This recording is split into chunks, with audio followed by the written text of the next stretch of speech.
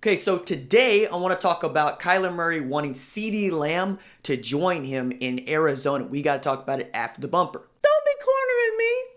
Hold up. Time. You gotta help me with that corner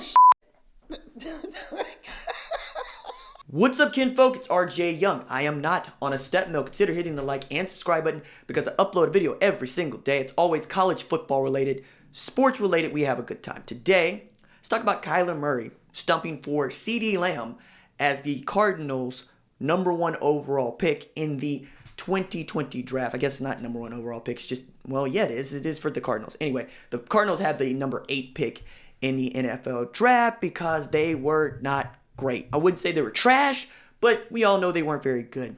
And there's just so many holes to fill on that football team that's the argument you can make about spending a first-round pick on a wide receiver. But I got a better one that involves Mike Mayock, but I did want to get to a couple of things first. Steve Keim went on Arizona Sports Radio to talk about what they're planning to do, sort of, kind of like any other GM where it's like, nah, I like this, I like that, I don't really want to tell you. But ahead of the NFL draft scouting combine, CeeDee Lamb's a very interesting prospect, along with edge rushers who they need one to counteract noted John Jones' brother Chandler Jones, not kidding, and they need safety help, and they need an offensive tackle. They need is kind of the point. Now, folks might say that last year, Arizona's offensive line wasn't very good, to which I was going, no, actually, it's just the rookie quarterback was holding the ball just a little too long because they gave him 2.5, 3 seconds to throw the ball most of the time. Just Kyler Murray was a rookie. That said, he's the first quarterback since Cam Newton to pass for over 3,500 yards and rush for over 500 yards, and he is the NFL's reigning offensive Rookie of the Year.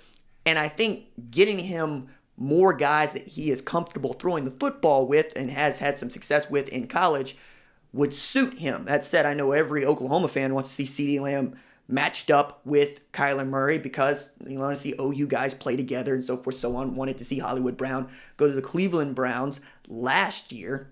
Didn't work out that way. They end up right where they should be in my estimation. That said, Arizona ain't gonna draft another quarterback. They've done that in back-to-back years, and I think they found their franchise guy. But they've also not really used a first-round pick on a wide receiver here of late. I mean, the two guys that they drafted, talk about Hakeem Butler, who was like a third-round selection, Andy Isabella, second-round selection, and Christian Kirk was also a second-round selection. Now, Christian Kirk could have a breakout year. Larry Fitzgerald's coming back. Larry Legend is awesome. But getting a guy like CeeDee Lamb out there with tremendous size and tremendous hands is going to help you. The comp, I think, for CeeDee Lamb in the NFL is DeAndre Hopkins because he's not a burner. He's probably going to run high 4.5s, but he catches everything that's in his area. He's got enormous hands just like DeAndre Hopkins, and he is probably the most physical wide receiver in this NFL draft. Matter of fact, having watched him for the last 3 years at Oklahoma, you knew that nobody playing defensive back was going to light CD up, and he was always going to light other folks up.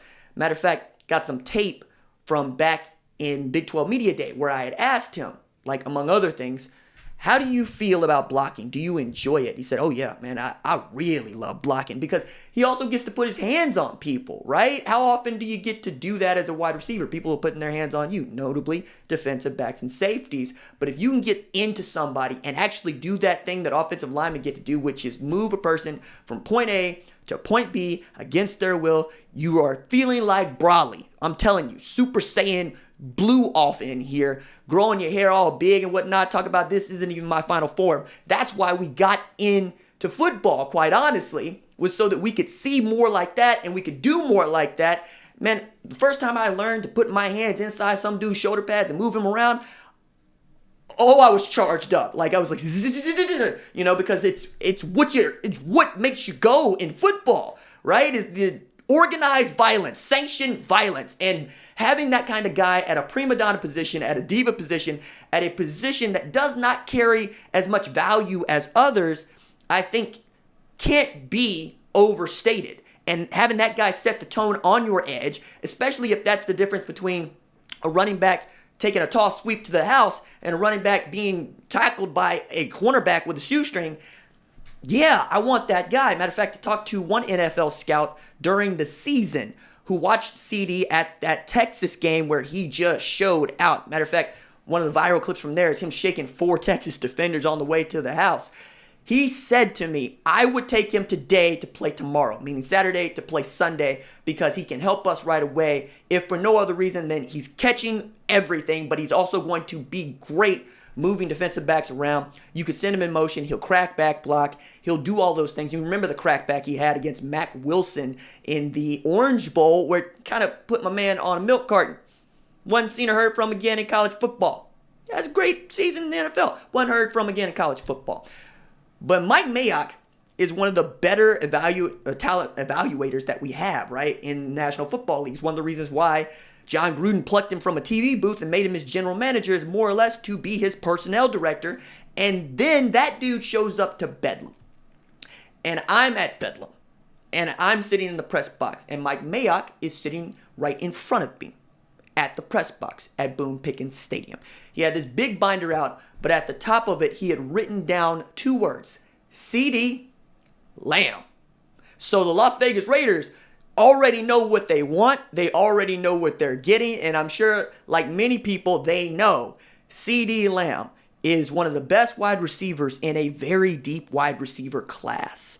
We're talking about T. Higgins, Jerry Jeudy, and him as the guys that you might think are wide receiver 1, depending on which team you are drafting for and how much tape of them you actually watch. One of the things that I knock NFL draft analysts for repeatedly is you don't watch these guys play football until after the season is done.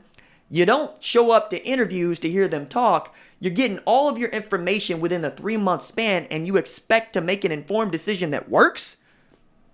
I'm just saying, maybe your area scout is a little bit more valuable than people think.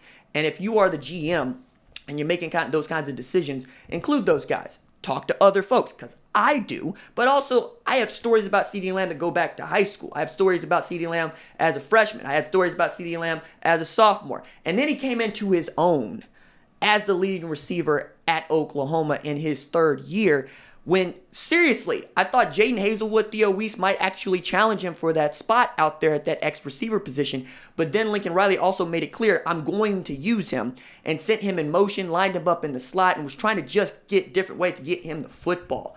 Speaks volumes about what Lincoln Riley believes about CeeDee, but also CeeDee is a fantastic kiddo, and was taking so much time at Big 12 Media Days to answer everyone's questions. I even asked him about his lock service on his hair, because he gets it done at Oklahoma. And I'm going, man, they got women out there that can do your hair. He's like, they from Texas. And I was like, I got you.